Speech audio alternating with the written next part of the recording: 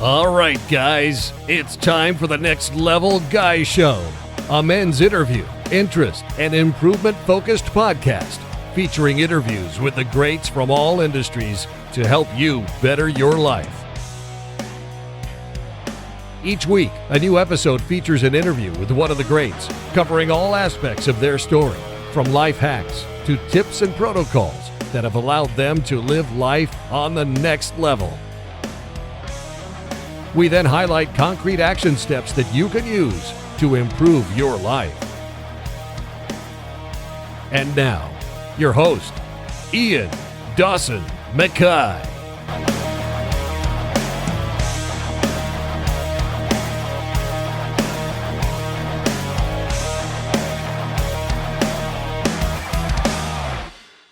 The borrower is a slave to the lender.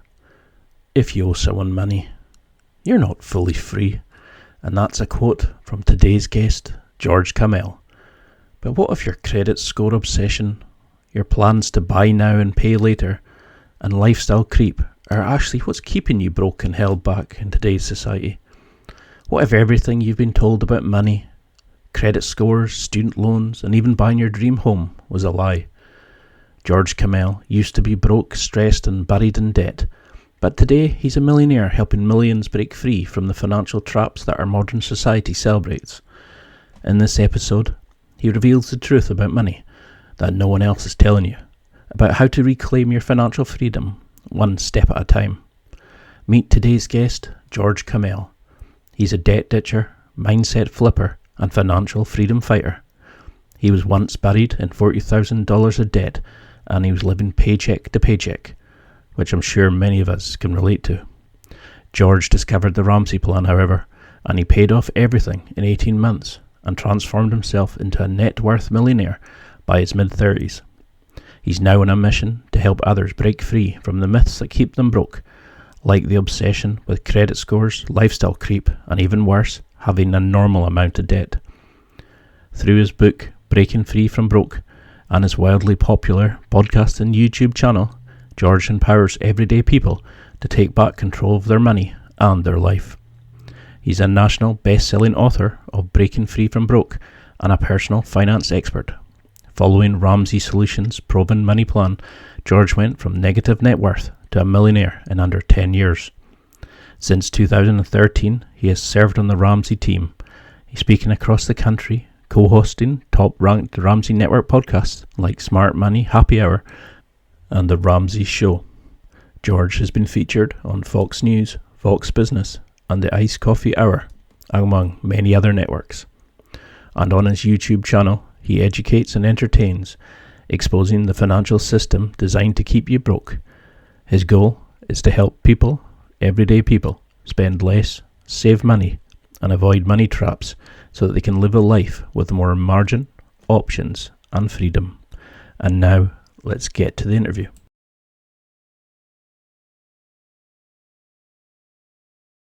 You're one of those guys that you just can't help but trust. But for people who don't recognize you, and they should be ashamed, how would you introduce yourself? Oh man, how would I introduce myself?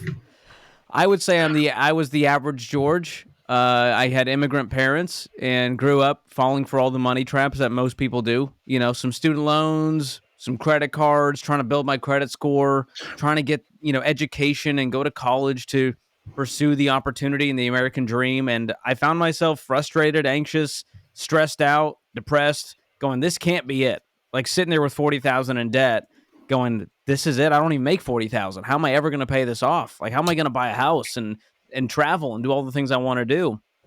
And so I found the Ramsey plan, got an internship here at Ramsey back in 2013, and it changed my life. And I got out of that consumer debt in 18 months, met my wife here at Ramsey. We bought our first home together, started off our marriage debt-free, paid off our home in our early 30s, and became net worth millionaires a year after that. And so I'm now in my mid-30s going, oh my gosh, like if a knucklehead like me who made a bunch of money mistakes can turn it around and go from negative net worth to millionaire in 10 years, like I got to get this message out there that it's possible for all the other average Georges and Joes and Ians out there. Because I'm a major fan of your Breaking Free from Broke book. You know, I put it on Audible and it's like you're just talking to me, telling me where I was going wrong all those years. But Thank you. I You sound find so much cooler when you say it, by the way. I wish you would have read the audiobook. I find, well, it's a Scottish accent, of course, you know. I find that a lot of, we're the first generation where we're actually living on debt. Where, you know, it's cool to owe money to buy the latest pair of trainers and rather, you know, not be able, like, what's it they said in one of the films? It's, they can afford a Lamborghini, but they haven't got enough to fill the tank of fuel. You know, Mm. you're living off borrowed image. What did you notice? Because your parents are from the Middle East and Africa. What did you notice about the more traditional values towards money from those countries compared to this consumerism, all image driven crap that we have over here? Well, the funniest thing is I get messages from people all over the world, and they go, George, over here, like, it's normal to use debit. It's weird to use credit. Like, you would be made fun of if you finance furniture. And in America, it's celebrated. They're like, oh, you made the wise decision. That's really smart. Get the 0% financing. And so what I found is that there is a unique piece of American culture that says debt is a way of life.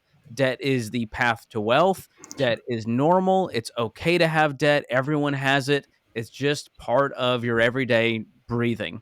And I thought that can't be right because it wasn't long ago where we didn't have access to all of this debt. We didn't have the credit score to tell us how we were doing financially.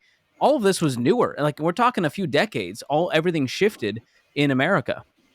And it's the dark. This is the kind of the dark side of capitalism, but debt makes a lot of money. When you charge someone 6% interest on a mortgage and 25% APR on the credit card and 9% on the car loan, the lenders and banks, if you go downtown, all the skyscrapers have their name on it. All the stadiums have their name on it. And Mm. so they're making a lot of money while keeping everyone else broke. And we're sitting here shaking our fists at the sky, wondering who's going to fix it, because this all just happened to us and we had nothing to do with it. And inflation and the president, they got to. And it's like, you got to look in the mirror at some point and go, man, I did some stupid stuff. I was an accomplice in these financial crimes, and I'm the one who's going to fix it. I'm the solution. Because that's the thing, isn't it? No one wants to take ownership of it. It's always someone else's fault of why you're bad with money. But that's the thing is, if money is a building block of the world and it makes the world go round, it keeps us fed, keeps us housed, etc. Why are men so generally bad with it compared to what our grandfathers were? What have you seen that more attitude now of the comparison, the likes, the instant gratification compared to proper values like our grandpas would have had? 100%. I think, delayed gratification is starting to just fade away as people go, no, but I want it now. Like, everything in my life is now. Like, I don't 2-day shipping. I need it today. Do the overnight shipping. I can't wait that long. And so social media has made it worse. Technology has made it worse because we have access to everything 24/7 all the time, and no one gets to tell me I can't have it now. We're basically like reverting to toddlers when it comes to money. What I found is the people who win with money have a more tortoise mentality versus the hare mentality. They're more the crock pot instead of the microwave. And so they're okay moving at a slower pace, knowing this is the right path. I don't need to move as fast as my buddy over there, even though his life is actually not great, but Instagram makes me think it's great because he took a picture with his new car. But I don't Yep. see the $700 car payment he has to make every month. And so that's what's really happened. I think our older generations, they had common sense and they had to move at a slower pace. And now, because we can move so much faster, that's all we know and it's all we want to do. But I found that, even the Bible says wealth gained hastily will dwindle, but whoever gathers little by little will increase it. And so if you're getting rich slow, that is the best way to get rich fast. And the people who are trying to get rich fast, they're going to fall on their face and they get real loud when things are going well. They get real quiet when things aren't going great. And I just want a more peaceful path. And that's what the Ramsey plan gave me.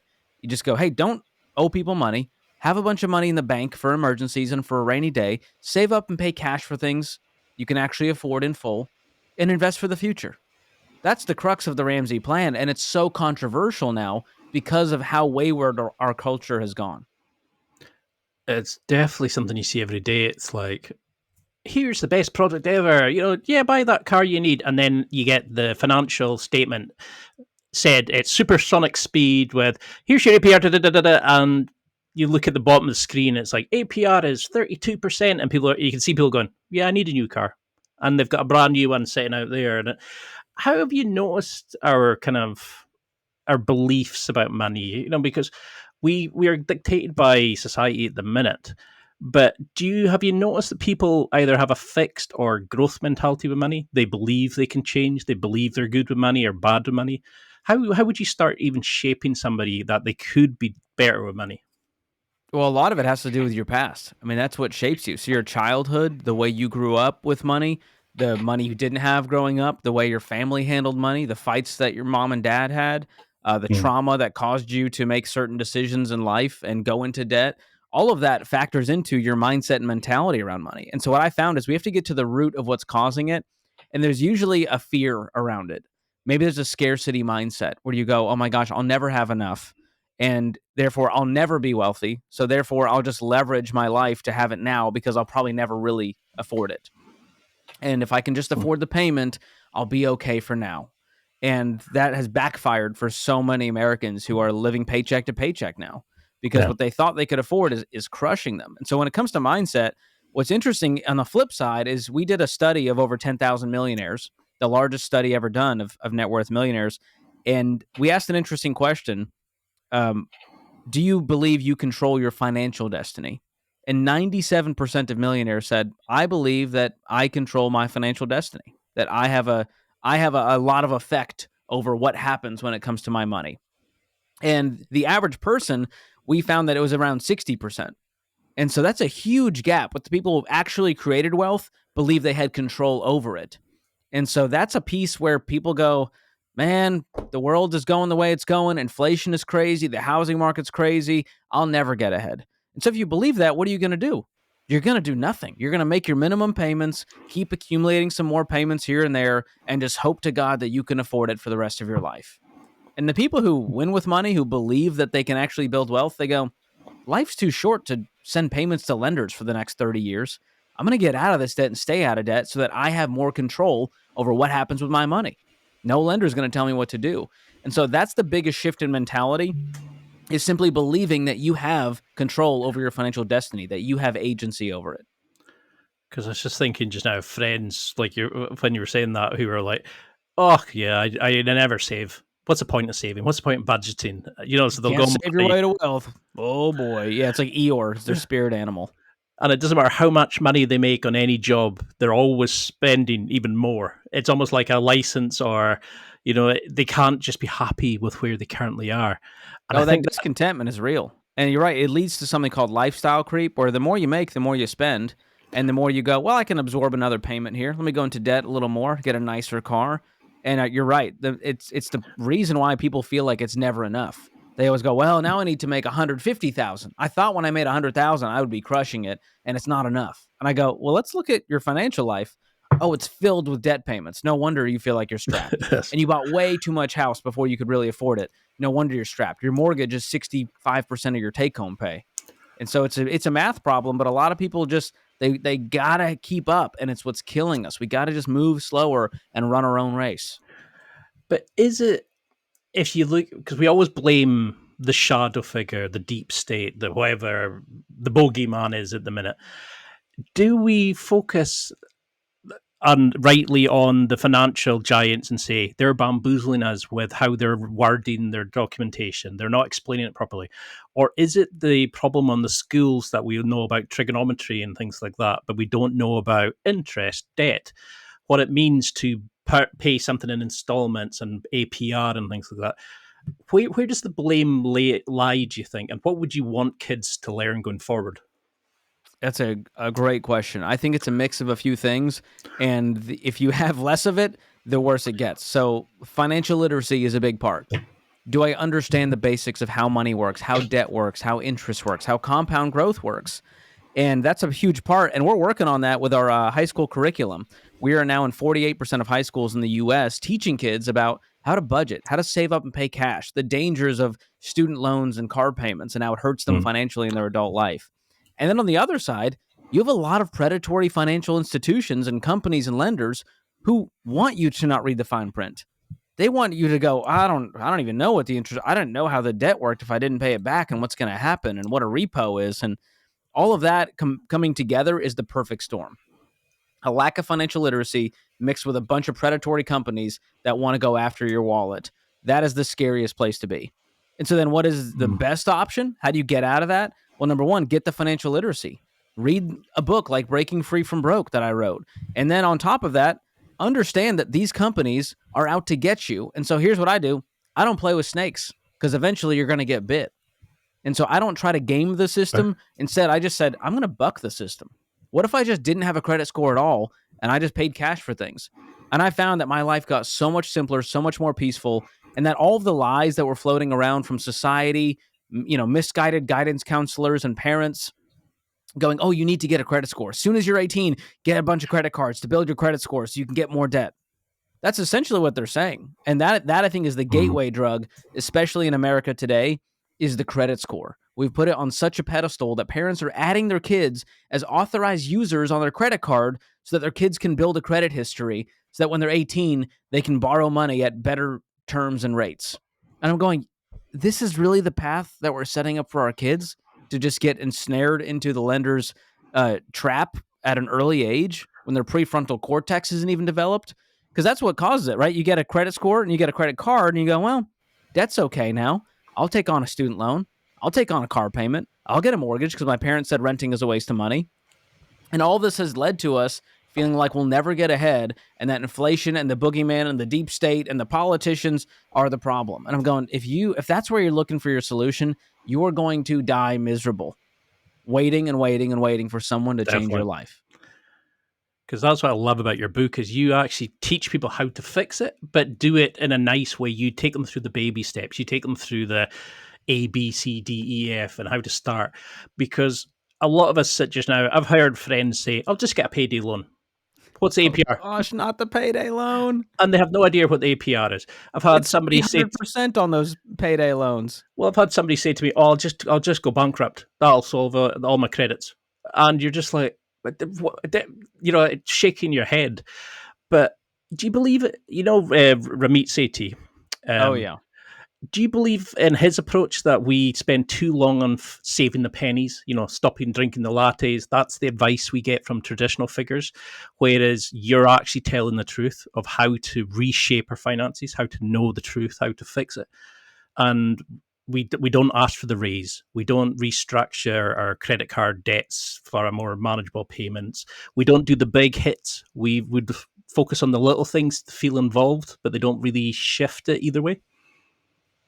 I think there's some truth to that. If you're driving 48 miles to save 5 cents on gas, like, do the math and go, okay, what is this really adding up to in my life? Is it worth the little cost saving? So I understand what Ramit's saying on that side. But on the Ramsey side, what we found is that, personal finance is 80% behavior. It's 20% head knowledge. And so that behavior, those habits, it's the drawing the line in the sand and burning the ships that causes you to become debt-free and stay debt-free. And so the latte, to his credit, it's not the thing that's going to get you into a house. If I cut my $5 latte, I'll be able to buy a home. Ha, ha, ha, Dave Ramsey. It's not that at all. It's saying if you're willing to make a sacrifice for a short period of time to win, then you're going to have a long-term success. But most people simply aren't willing to give up their little vices in life that they think are what's keeping them happy in order to have true, long-lasting joy on the other side. And so to Ramit's point, I think he's wrong in that the little stuff does matter and it does add up, and it's more of a marker and a symbol that I'm done. I'm done living this way. And so, yes, is eating out one time going to cause you to be broke? No, but cutting it out for a year or two tells me that you're actually going to succeed at getting out of debt because nothing is going to stop you. And so the vices are a symbol. It's a symptom, but I think he's right that there's a bigger underlying problem to solve and there's bigger fish to fry. But I think it's still part of it. It's all wrapped up in it because habits, whether they're big or small, affect your life. And then when you couple that with the social media aspect where they see, Billy with a new car, Gene with a new house, and you think, oh, somebody will think I'm not as valuable as a person of them, despite the fact that it's you as a person, not... It's a sad state of affairs we've got into just now. But what if we flip to the side of nobody understands what debt is? They think it's just something that we'll worry about in the future. But you're robbing Peter to pay Paul sort of thing.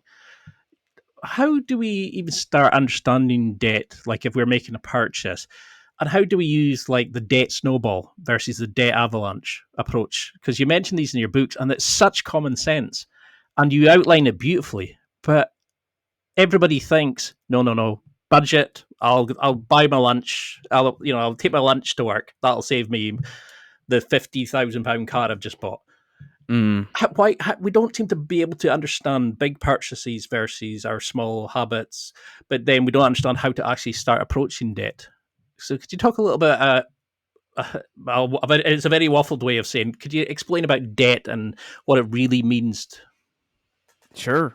Yeah, I mean, debt is one of these things that, because it's been normalized and you just think it's a way of life, it just becomes a thing that it's a stepping stone to get to where you want to go, to get the thing faster. And we've celebrated it, like I mentioned earlier. And debt is simply owing anything to anyone for any reason. And we've sort of forgot that. And again, like this company was founded on a lot of biblical principles. And regardless of your faith background, there's so much wisdom in the book of Proverbs alone. And one of my favorite verses is this: the borrower is slave to the lender. And there's no context. Proverbs is meant to be like a bunch of tweets. And so you go, okay, the borrower is slave to the lender. That means I have a master. I am not in full control of my life when I owe other people money. And we've seen this affect relationships. If you let your buddy borrow $100 and he doesn't pay you back, he's not going to be your buddy very long. Like, that's going to cause resentment on your side. It's going to cause guilt and shame on his side. And we've seen this with family. And so debt in any relationship with a lender, it's going to cause harm to your life. I've never seen debt be a blessing to someone. And so when we talk about things like financial freedom, rarely do we talk about debt freedom as a part of that.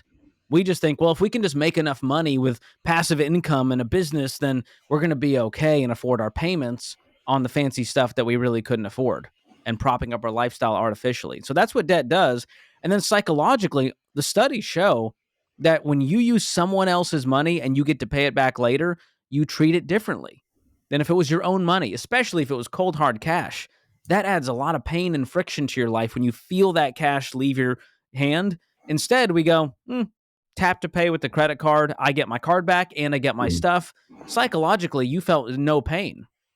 But the statement shows up and you got to make that payment, or you make the minimum payment and get charged 25% APR.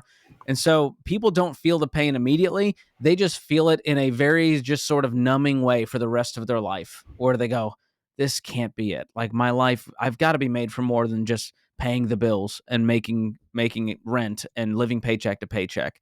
And you're right, there is more, but debt is the problem. Because what I found is most people don't need to go make more money. Sometimes income is the problem, but it's the debt payments that are crushing them.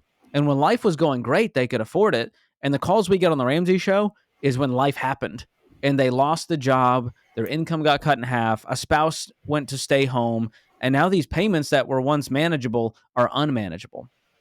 And so we got to start teaching people about money management instead of debt management if we want to see them win financially. Because it's terrifying, isn't it? It's like everybody will get their bills, their receipts and all that, and they just stick them in a drawer. Yeah, that's tomorrow Ian's problem. We'll deal with that when it comes. And then suddenly they wonder how they're 3, 8, 9, 40,000 in debt. And, it's just like, oh, I don't know how that happened. And you're like, just look at your expenditure. It's simple. But there's so much in the book about taking through the baby steps, the big purchases, how to eliminate the things and that. But if you asked anybody in the street just now, what's an indicator of your financial success? They would say the credit score. Why is that? Mm-hmm. And you outline it in the book why it's a false dichotomy. It's not a true representation, or it's not something we should use. Why do we fall back on the credit score or believe it to be of value of use?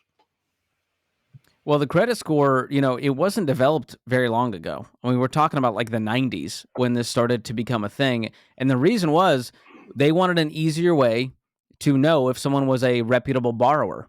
Should I give them money? Well, instead of going through all of their finances and their tax returns and their income, they could just look at a credit score to go, okay, they've paid other payments in the past on time, so I think we can trust them with this. And so it became an easy way for lenders to make more money, and so it became standardized. And so then people went, well, I guess I need a good credit score because I need to look good in the eyes of the lenders. And therefore we started chasing this thing. And in the book, I talk about the old story of Sisyphus, who was tasked with pushing the rock up the hill. every single day for the rest of his life for nothing. Yep. And I try to show people that this is what you're doing with a credit score. What are you really doing when you unpack it? What is the credit score made up of? Well, every piece of it is your relationship to lenders. That's it. It's like, here's all of my ex-girlfriends. They all vouched for me that I was a good guy. And then I took them out on nice dates. I paid for all the dates. That's all it is. It's just a history book of your bad previous relationships. It doesn't actually tell people how good you are with money. It just tells them how good you are with debt. And every single factor, when you look at it, payment history is 35%. Amounts owed, 30%. Length of credit history, 15%. New credit, 10%. Your mix of credit, got to have a little potpourri, a little variety in there. That's 10%. That's what actually makes up your credit score. It doesn't look at your income. It doesn't look at how much money you have in the bank. All it does is look at your past relationship with debt. And therefore, when I decided, you know what, I'm going to live a better life if debt's not a part of it, my credit score went away. 6 to 12 months after I got out of my consumer debt, my credit score became indeterminable. So when I went to go check my score, it says, hey, we got nothing for you, man. You got no credit history here. And the big fear with people is now we've tied it to, well, how are you going to rent an apartment? Because they check. How are you going to rent a car? How are you going to make big purchases? How are you going to get a house? How are you going to get a job? They check your everyone's checking your credit. And what I found was everyone sat on a throne of lies. Because as I went to go rent an apartment, they went, okay, we might need a little extra in the deposit, but yeah, you can rent as long as you don't have a criminal background and you can make the payment. We're good with it. I went, oh, okay. And I went to rent a car. They all have debit card policies and they don't really care. As long as you can pay, you can rent a car. And even for a house, I went through a process called manual underwriting, which, like I said earlier, back in the day before credit scores, let's say in the 80s, if you wanted to buy a house, the lender would look at your actual financial picture. What is your income? What is your debt to income ratio? Okay, now we can let this person borrow this money based on all these factors. And so all of that just led me to go, oh, this was just created by the financial deep state, if you will, going like the lenders are going to make more money if they standardize this. It makes their life easier. It's going to make them more money, speed things along to get more people into their trap. And then everyone else went, well, I guess this is the game I have to play. And so what I'm trying to get people to learn in the book is that you don't have to play this game. You don't have to fall into the trap that is set before you. There's another way. Yes, it's a little bit harder. There's a few more hoops to jump through, but it's such a simpler, more peaceful life that will guarantee you a path to wealth.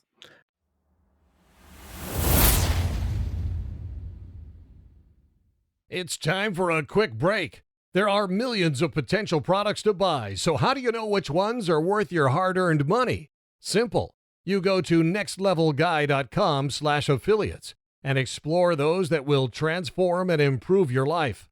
You'll find deals, listener exclusives, and special offers with some great companies. Recommendations are 100% honest and only on items Ian has tried or believes in. The companies showcased will make you a better man in all areas of your life. Simply go to nextlevelguy.com/affiliates and level up.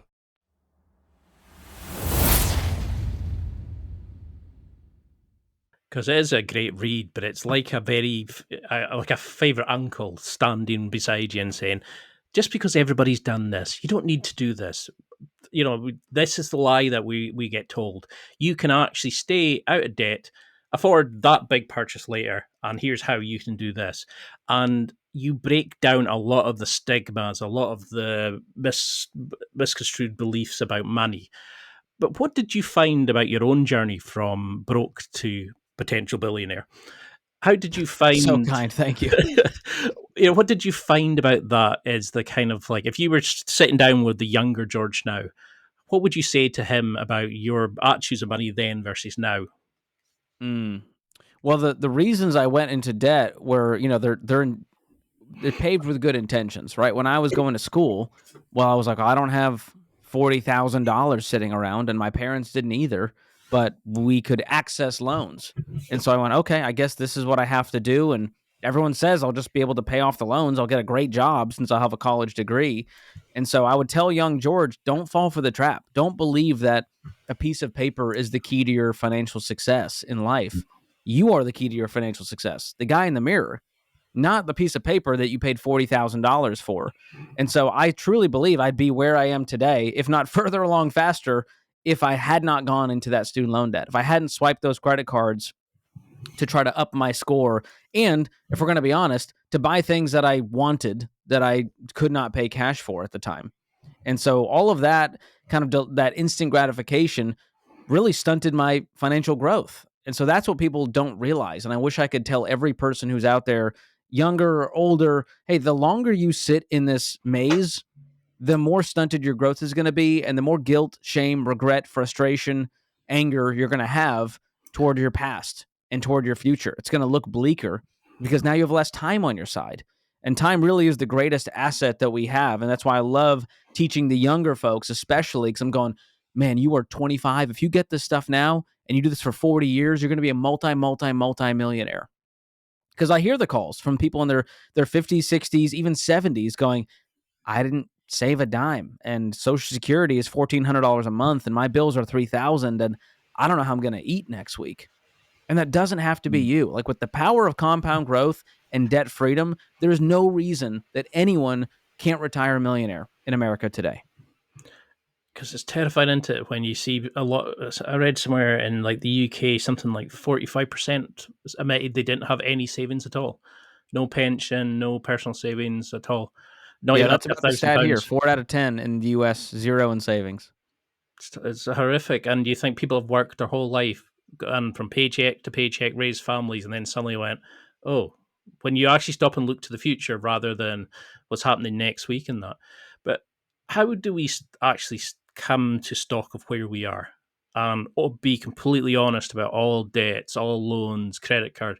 Because you talk like a very friendly uncle in the book. You know, you guide us through it.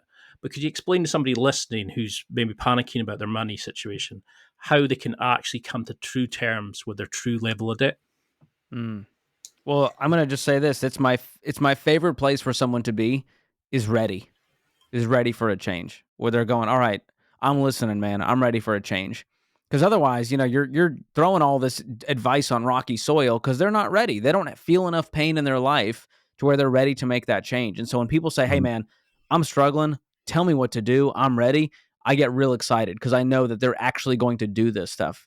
And so what the first thing to do to take stock, I would pull a credit report and go, okay, what is all of my debts? For most people, they've buried their head in the sand. They don't really know the balance. They don't really know the interest rates.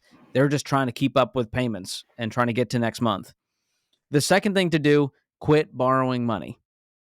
It's impossible to pay off debt if you're continually going into debt. And so you got to cut up the card. This is burning the ships, right? This is I'm not going back. I'm not going to swipe that card one more time. I'm not going to keep it around as a security blanket while the credit card companies screw me over. And so you have to decide, I'm done borrowing money. I'm going to take a real look at my financial picture, look in that financial mirror and go, all right, it's not pretty, but I'm willing to deal with this mess that I've created. That's when someone really is going to change. And so the next thing to do is just list out all of your debts from smallest to largest balance, ignore the interest rate and go, that little one, that smallest balance, you're next. I'm going to make minimum payments on the rest and attack that one with a vengeance. And the way to do all of this, the way to actually lay it out is with a detailed budget. And so if you make your budget and you go, okay, here's my actual income for the month. Here's what comes home after taxes. Here's all of my expenses. The budget will tell you real quick the reality of your financial situation. You make $5,000, but your bills are $6,000. You're going to be $12,000 in debt a year from now. $1,000 a month. You're going to be in the hole. And so that tells you, okay, we really need to adjust our spending and we might need to adjust our income. And so I have a whole chapter called Margin is Breathing Room in the book where I lay this out. And here's the formula. Spend less and make more. That's the only way to find more margin in your money, to attack debt, to save, to get the house, to do any of that. And so I would do both. And I lay out a bunch of ways you can spend less and a bunch of ways you can go make more. But you've got to be willing to do the work. This is not a fun thing to sacrifice and start chopping out of all of your expenses that you've enjoyed willy-nilly. It's not fun to get the second or third job after you're already exhausted from your first job in order to make that margin happen to get out of debt faster. But would you rather be out of debt in 2 years with sacrifice or sit in it for the next 20, hoping that things are going to change? And for most people that follow the plan, they go, I'm all in. 2 years, let's do this. 18 to 24 months is the average time it takes to do the debt snowball in the Ramsey plan. Because it's definitely true that you have to want to change. And I think that's the thing. People kind of go, look, I'll worry about that later. I've got to pay for my kid's christening. I've got to pay for the birthday, whatever it is. But you actually outline a lot of baby steps, and I love that approach of the debt snowball. You attack the small one to start seeing the momentum, to get the easy wins, to let it build and grow like you're rolling a snowball. Because everything's pay off the biggest debt first. But like you say in the book, you don't see any movement. So you don't think you're winning. It's like when you start a diet, you don't see the numbers go down. So you think, well, I'm just going to go get, fish and chips You'll give tonight. up. Yeah. The So- debt snowball does give you that psychological win fast because smallest balance, you're going to knock it out the fastest. That's math. And then with that payment you free up, apply it to the next debt. Now you got that one knocked out. And so you're right. You build more momentum as the snowball gets bigger. And that's what causes people to actually finish. They actually see light at the end of the tunnel instead of an oncoming train. And that's what you want when it comes to winning with money. You need a quick win to tell yourself, you know what? It's going to work this time. Now, there's a number of great tips in the book. What would you say are the sort of key baby steps, the key principles or the golden principles? Just now, if anybody listening, you said if you did these 3 to 5 things, it would actually affect everybody. Is Absolutely. it budgeting? Is it paying debt off? Is it what would be the key steps, do you think? The crux of it is the budget. That's the actual financial reality where you look at what happened this month, what came in, what went out.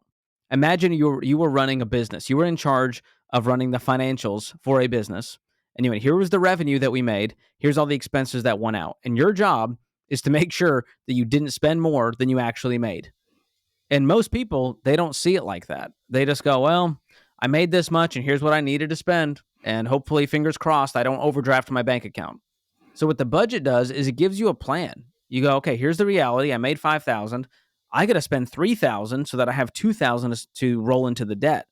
And so that roadmap, that's a spit shake with you and yourself where you go, all right, this is what we're doing. Come hell or high water, we're not going to go over these categories for these amounts. Here's how much we're going to make. And I'm going to try to increase the income, decrease the expenses to widen that gap of margin to get out of debt faster. So budgeting is definitely the number one pro tip. Number two is to get out of that debt using that debt snowball. That is the path to do it. And the bonus tip inside of that is to go scorched earth, cut everything out of your life.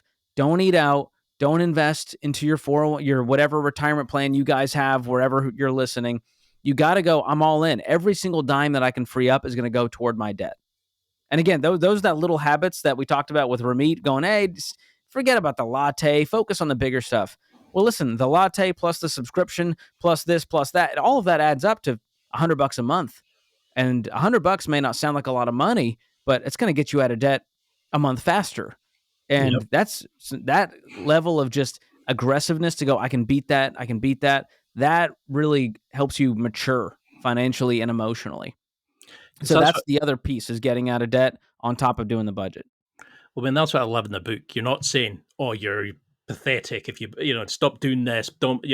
That's stupid." You're actually going, "Here's why that doesn't work. Here's what you should be doing. Here's what our readers found. Here's how I found." Or you're giving the enthusiasm and the support along the journey. You're not just telling us off like some of these big gurus. You're kind of going, "Well, come on, let me show you why this works, and this is how other people have found success." But how do you deal with the cognitive side of things?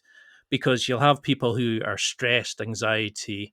You'll have people who need a replacement for the fake self-esteem for purchasing the items.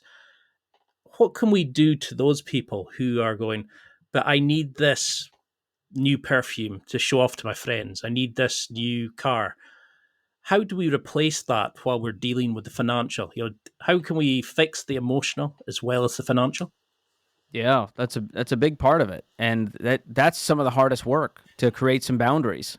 To go, you know what? I got to say no to a lot of people and a lot of things and a lot of fun things and a lot of good things, but it's a no right now. It's a temporary no so that I can say yes to what really matters later on. And that might mean I got to find new friends. A lot of times your friend group, you sort of outgrow them over time as you find that you're trying to grow and mature and they're happy to stay where they're at.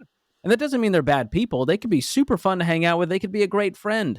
But if they're dragging you back and they don't understand and they don't empathize with the journey that you're on trying to get out of debt, I'm going to go, hey, I'm in a season where I can't really engage because I'm on this path. If you want to be on this path with me, let's do it. Let's get some accountability. But if you're going to be here going out every weekend, I can't be a part of that right now because I'm trying to get out of debt aggressively. I'm trying to do this for my family. And so boundaries, choosing the right friend group, getting around people who are actually encouraging you instead of shaming you or making fun of you. But the good news is if people are making fun of your financial plan, you're on the right track because everyone is broke. And so usually it's envy, it's jealousy, it's misunderstanding. And that takes a lot of just emotional and relational maturity to follow a plan that is someone else's. Because I tried my plan. George's plan didn't work back in the day, trying to get out of debt with minimum payments and trying to play the game. And instead, following the Ramsey plan, I went, oh my gosh, if I'm just willing to follow a proven plan that worked for 10 million other people, I can do this stuff. And so that's the cognitive side really has to do with setting an intense goal and being willing to just get that tunnel vision to where you go, nothing else matters. I'm not going to go on Instagram and be tempted. I'm going to shut off those temptations, turn off the inputs that are causing me to stumble. And I'm also going to delete my cards out of the online stores that I shop the most and out of the apps. I'm going to pass the drive-through instead of drive-through. And all of that takes a lot of discipline. That's what the plan comes down to. And so, they're a great biblical principle. No discipline seems pleasant at the time, but it yields a harvest of righteousness. And so you got to go, this is a temporary, short-term sacrifice, delayed gratification, so that I can have my dream life on the other side. But I can't have my cake and eat it too. I can't do whatever I want and also expect to retire with dignity and live my dreams. Because that's the thing, it's hard to explain to a 20-year-old that you will come to 60 soon. It'll go in the blink of an eye, and before you know it, you don't have the savings because you've bought a car along the way that lasted a year to show off to your friend who you don't particularly like anyway. But you do talk a lot in the book about, tackling the debt, eliminating that, like here's the target areas to fix to go on. But you also talk about generosity as a joy. Where should we be putting money out? What are things that we could actually spend money on, to give back to help us along this journey? Yeah, generosity is such an interesting principle. And anytime I talk about it on my YouTube channel or social media, it's so funny how angry people get. Of like, you expect me to give $1 over here and everyone's broke. And why would I give money here? And, how is this a wealth building principle? And what I found is that the people who build wealth, they're generous before they build wealth. They're just generous people. And we found that money is just a magnifying glass. So if you're a generous person when you're broke, you're going to be a philanthropist later on in life when you got a pile of money.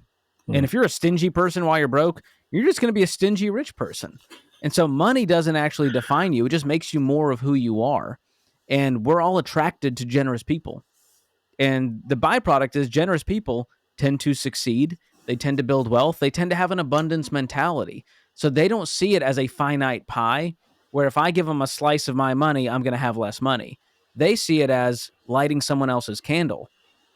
I kept my flame. I'm doing okay, but I was able to help someone else light theirs because of what I've created out of the overflow of my life, the abundance of my life.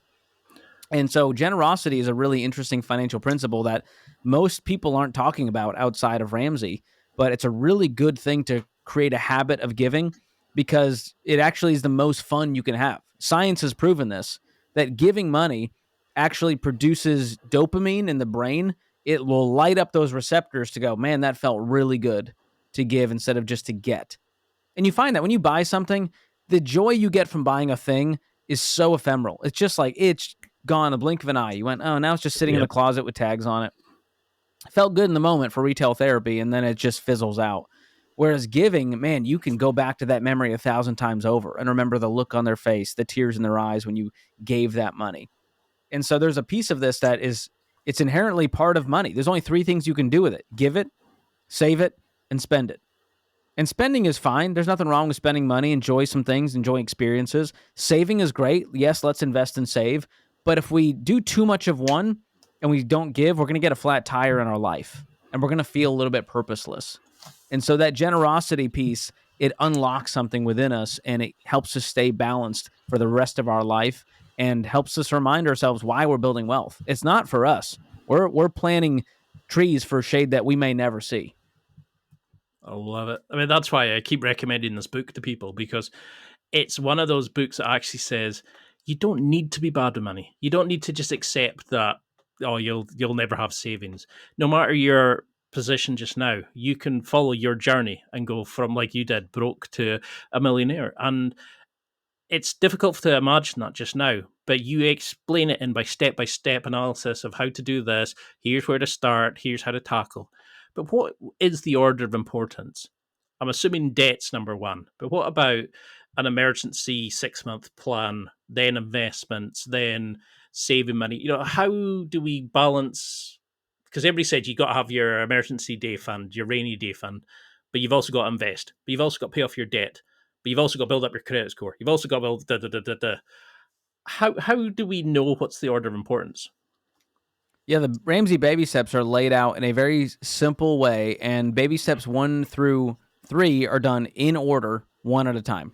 And so, baby step 1 of the Ramsey plan, before you do anything else, get $1,000 saved up really quick. Less than 30 days, get $1,000 in a starter emergency fund. So that little savings account, that's going to be a buffer between you and life for those little ankle biters. And the reason Dave Ramsey implemented this is because at first he started saying, hey, just get out of debt, debt snowball. But then people would have a flat tire and go, well, now I'm thrown off. Like I keep falling off the wagon because of these little emergencies. So that baby step 1 creates a little buffer between you and life so that you're not falling off every time a little thing comes your way. Once you have $1,000, then you hit baby step 2, which is getting out of all consumer debt, pay it all off using that debt snowball method we talked about, smallest to largest balance, ignoring the interest rate. Then once you have all your debt paid off, now we can move to a fully funded emergency fund. So now, baby step 1, 30 days. Baby step 2, 18 to 24 months on average. Baby step 3, to get 3 to 6 months of expenses saved up, that takes people about 6 months, maybe 12 months. And so think about that. We're talking 2.5 or 3 years to build this amazing financial foundation where you have no payments and a big pile of cash ready in case life happens, for the job loss, for the medical emergency, for the car repair, whatever it is. That is your never go into debt again insurance plan. So once you have that foundation built, now we can move on to baby steps 4, 5, 6. Now, these are done in order, but they're done simultaneously. So what you do is baby step 4, invest 15% of your household income into retirement accounts. This is where we start building for the future instead of paying for the past. Once we have the 15% of each paycheck going to retirement accounts or building some wealth, now we can put away money for our kids' college fund in baby step 5. So baby step 5 is just save for kids' college, whatever you can do. There's no obligation to fully pay for college, but at least develop a game plan if you have kids about how we're going to go debt-free, because we don't want to be a part of the student loan crisis where we took a call yesterday, John Deloney and I. This girl was $230,000 in student loan debt, making $50,000 with no real room for improvement in her career. And we're going, this is going to take 20 years to pay off at the current rate. You have to get your income up. And so the ROI just isn't there for college degrees when you factor in student loans. So once we got baby step 5, or if you don't have kids, you can skip it and go to baby step 6, which is pay off your home early. So this means putting extra payments toward the principal balance of your mortgage to get it knocked out. So instead of 30 years, let's do it in like 10. And I recommend a 15-year mortgage because it really creates a forced savings plan to where you go, in 15 years, worst case, I got this debt paid off. And most people we found, the millionaire study, 10.2 years. They pay off their mortgage. And people following the baby steps, even faster, 7 years. And once you get through all those steps, you have no debt, the emergency fund, you've been investing, you get the home paid off, that takes you to baby step 7, which is the final step. And that's it. There's nothing beyond that. This is where you just build wealth and give. And this is a choose your own adventure. You can be way more generous. You can be invest beyond 15%. Maybe you want to buy some real estate in cash. This is where you get to do some really fun stuff. And the earlier you get there, the better life you're going to have. It's as simple as that. And so those are the baby steps that I followed to go from negative net worth to millionaire, and millions of people have done it. And so it ain't broke. Don't fix it. Just follow the plan. Because that's why I was trying not to go too deep into the baby steps, because you put it so well in the book that it's so encouraging as well. And that's why I knew you were going to be great, because just listening to you makes me smile and go, I can do it. Even though I know where I am just now. I mean, I think I'm good with money, but just now, I bought a car at the same time while I was getting dental implants. And that was the first time I'd been in proper debt for a while. And I was like, Mm, oh, I hate this. I hate this. And then I was thinking, people spend their whole life doing this. yeah. And now I'm basically on the other side of that. I'm kind of just finishing up paying off the last of the credit card. But Awesome. how do we take this and future plan? Because would you want people to pay to rent versus buying? What's your take on that? And how do you change as you become a father? How do you change with you have kids, a wife to support as much as just yourself? Absolutely. So let's talk about that first piece, home ownership. When is the right time to buy a house? How long should I rent for? And, in the baby steps, you go, wait, where was the home in this? You said pay off the home. Where was the part where I buy the home? Well, there's a hidden step called baby step 3B. So once you have no debt in the emergency fund, baby step 3B is save up a down payment for a home. And so the parameter for this is, if you're a first-time home buyer, it's okay to put 5 or 10% down, but you want to stick to a 15-year fixed rate mortgage. That's here in the U.S. I know across different countries they have different mortgage types, but the shorter the mortgage, the faster you're going to pay it off. No, And so 15-year fixed rate mortgage, and here's the key: you don't want that mortgage payment to be more than a quarter of your take-home pay. And so that helps you avoid what's called being house poor, where, man, you make $5,000 a month, but your mortgage is $3,000. That doesn't leave a lot of wiggle room to eat, to invest, to do much else in life. And so you got to be reasonable with that mortgage. And that might mean that you need to wait longer, save up a bigger down payment. You might need to choose a different house, might need to be a condo or a townhome or apartment instead of a single family home in the best neighborhood in town. Listen, you're not entitled to live wherever you want to live and live whatever house you want to live in. You don't deserve that house unless you can afford that house, and afford, in this case, 25%. So I always tell people, renting is not a sin. It's not a waste of money. You're buying patience. So don't listen to the people around you who are pressuring you into buying a house, because they're not going to be paying your mortgage. You are. So I don't care no, what mom and dad said about you should be in a house buying. Listen, house prices have skyrocketed here in the US over the last few years. And so mom and dad got their house for $140,000 back in the 80s and 90s. It's not the case anymore. It's harder to buy a house now than it was back in their day, regardless of interest rates. And so there's some real math there where you got to save up a bigger down payment. We got to get our income up in order to stomach this mortgage. And then on the other side, becoming a parent, like, people are having less and less kids now because they're scared of the cost. They're like, I'm not responsible enough with my own life. You want me to be responsible for a baby? And so the good news is that babies aren't as expensive as people think. You got health insurance. All right, you're not going to pay that much out of pocket to have a baby. no. The budget line item you'll add, let's add some diapers, let's add some formula. Now, daycare is going to be the biggest expense if you have two people working outside the home. But what's amazing is, if you follow this plan, what happened with my wife and I is, we were completely debt free when we had our first kid 18 months ago. And so my wife decided, you know what? I want to stay home and raise our kid. And it wasn't a financial decision. It was just an emotional decision, because we had the margin to go down to one income because we didn't have any debt payments. And so that's what I want to tell people: is debt freedom is not about let's follow Dave because he's a genius. It's let's become debt free so that we have more options and more freedom, more flexibility with the choices we make in our life. And a lot of people don't have that flexibility because of all those payments in their life. And so when it comes to being a dad, it shaped me and made me think about legacy more and less about here's what I want to do this month. Everything is now focused on, man, what can I do to raise an amazing adult that has things that I never dreamed of having because of the hard work that mom and I put in.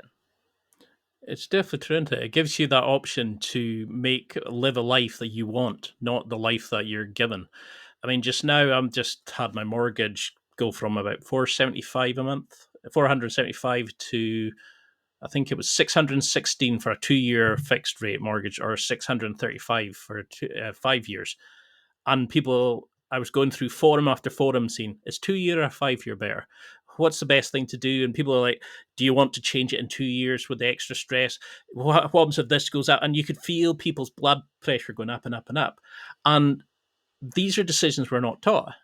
But like you're saying in the book, if we actually tackle the basics, we can develop the life that we want, get to a point where we can afford to, if your wife wants to stay home, if you want to maybe take a less paid job to then follow your dream, or etc. But what do you do to relax? What's the guilty pleasure of yours? What's something that you do spend your money on that you think, yeah, people would ridicule me if they knew I was spending money on that? Oh my goodness. I think if you looked at my budget right now, you would go like, "You're spending how much on your dogs?" And so that's the biggest line item in our budget right now is just our dog. We got 2 French bulldogs, and they have to have specialty, hypoallergenic food. They go to a little doggy daycare twice a week so they get out of our hair, give my wife a break, get their energy out with some other dog friends of theirs. And so that adds up per month, but we have the margin to do it. And we do love our dogs. They sleep in our bed. So that's my guilty pleasure is spending, getting the dog groomer to show up in the driveway because they have too much anxiety to go to the pet store to get a bath. Those are the kinds of things we get to do because we have the margin to do it. And I get a lot of judgment for it because of how much my dogs are pampered. But that's the biggest one. The other one that is really great is just paying people to do things that I don't want to do. And so, lawn care. I'm like, hey, let's have them come by once a week and mow the lawn. Getting a house cleaner once a month. These are luxuries that I didn't think I'd ever be able to do, but because we followed the plan and we have the margin to do it, I can go, you know what? Either I don't want to do it or my time is worth more than that, and so I'm going to delegate it and pay someone because, again, time is the greatest asset. So to get 3 hours of my life back and not get in a fight with my wife because of who's going to scrub the grout in the shower, I'm happy to pay someone $150 once a month to come and do that for us, who's better at that, who enjoys doing it, and I get to support a small business. And so that's the kind of stuff are my guilty pleasures. It just is trading that money for time back in my life and, spoiling my family with great fun adventures, experiences, great meals, all of that stuff that back in the day I would have put on the credit card while I was broke. And now it's no problem. We just put it on the debit card and it comes out of our account instantly, and we sleep at night wonderfully. I suppose that's like the roommate CT thing about the rich life. What you decide what it means to you. Exactly. It's getting a PT and a chef. For you, it might be having a couple extra phone chargers lying around where you need it, and your podcasting studio at the back, or whatever it is. You decide. The little luxuries add up too. Like I got one. It's called a bed jet, and it's just a little machine that like pumps air into your bed sheets at whatever temperature and fan speed you would like. Oh, And yeah, so I same. sleep hot a lot of the time. And so I love just having that little, it's like $300, but it's one of these little luxuries that for someone who didn't have the money, who would have done buy now, pay later on that thing, that's just another payment in their life. And so this little things you can do to where if I just see something and it's in the budget, we go, all right, George's fun money. Let's buy an air purifier. We're really living. This is what you do in your mid-30s. This is what gets you excited. Well, I can't believe it's been an hour. It feels like 5 minutes, honestly. I'd love to have you back on because there's so many areas to go into, and I find you such a nice guy as well. Oh, But thank you, Ian. for people who are listening, what do you want them to take from this? Is it just the belief that they can change, that we can go from broke to a billionaire, that we can all live financially educated and appropriate life even? Yeah, I think it goes beyond money. I think money, what we found is as people actually follow the Ramsey plan, the debt freedom is a cool thing we celebrate. But what really is happening there is transformation. They now believe in themselves. And before, they didn't really have the confidence in themselves. They thought, it's not for me. Wealth isn't for me. Freedom isn't for me. I've done too many dumb things with zeros on the end. I don't deserve. We got that call yesterday. This woman called the Ramsey show in tears, and she said, I don't deserve a home. I live in a travel trailer with my daughter. A lot of life has happened to us, and I feel like I don't deserve it. And to give people the hope that they can transform and to drop the guilt, shame, baggage, drop the cynicism that they have, the anger they have deep inside toward the world, toward their past decisions. If we can just choose hope and choose that optimism every day and go, you know what? I'm going to do a little better today than I did yesterday financially. I'm going to do a little better today than I did the other day. That choosing positivity and optimism, even when the deck feels stacked against you, it's a tall order, and it also makes you feel invincible. And that's what I find when people visit us on the debt-free stage to celebrate their debt-free journey. They seem invincible because they know whatever comes our way, we're going to be able to overcome it because they have a belief in themselves. And that's that financial destiny piece. They're going, you know what? If I can get out of debt, I can get control of my health. I can have a better marriage. And so what excites me about following the Ramsey plan is not just the money piece, It's the piece that you believe that you can change every aspect of your life, that you can affect it, and you have agency over way more than you thought. Because most of us focus on the things we can't control. That's all the headlines, the social media stuff, what our friends are doing. Very rarely do we take stock on the things that we can control and go all in on that. And that's exactly what the Ramsey plan does. And hey, if you follow it and you get debt free and you hate it, the lenders will be happy to give you more money and let you borrow for the rest of your life. But I found the people that follow the plan, man, their life is just richer, it's more peaceful, and it's not about how much money they make. It's not about comparing their lives to others. They have found their own race and they are running it freely with so much joy. I love that. It's, don't just get a debt, build a life that you want. And I think Exactly. that's the best thing about your talk show is doesn't matter how bad debt or a financial situation are, you talk them through how to do it. You might give them a bit more of a stir talking to if they need it, but you then go through the book, you explain how to build it, encourage them to do it, and then you celebrate their successes. And you love to hear back from them. I cannot recommend this book enough for people who want to finally get control of their finances. What else can we do? Can we follow you on Instagram? What's your website? How do we follow along this amazing journey that you're going on in your own life as well? Absolutely. Yeah, the book is a great start. It's called Breaking Free from Broke, and I did the audiobook with some music that I wrote for it, and we try to make it really fun and palatable, and you alluded to it. I wanted to just have a conversation where it didn't feel like someone's talking at you, they're talking with you. And so the audiobook is really fun. You can get the hardcover book as well, and you can jump on to George Kamel, KAMEL.com for all the resources. And if you want just some daily inspiration, encouragement, I've got a YouTube channel that has over 400,000 subscribers now. The team's put a lot of effort into it. And so we got 3 episodes a week, Monday, Wednesday, Friday. I have another podcast with my friend Rachel Cruz, that's Dave Ramsey's daughter, that's called Smart Money Happy Hour, where we share a mocktail or a cocktail and we talk about what's going on in culture and money. So this is a great starting point. If you want to laugh and sort of accidentally learn about money, Smart Money Happy Hour is the show for you. That's on YouTube and podcast as well. And of course, the Ramsey Show airing every day.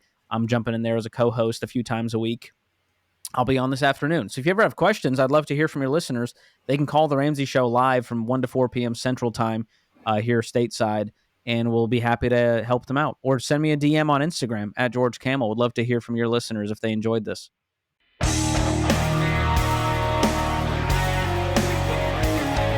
Well, that's it for another week, and thank you for listening. It's now time to take what you've learned and use it to develop and enhance your life with the key points mentioned. Listen, try it, embrace it, use it, and crush it. Now's your time to hit that next level in your life.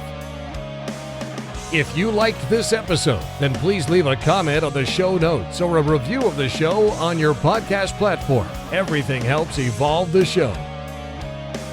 Until next week, keep seeking the next level in your life.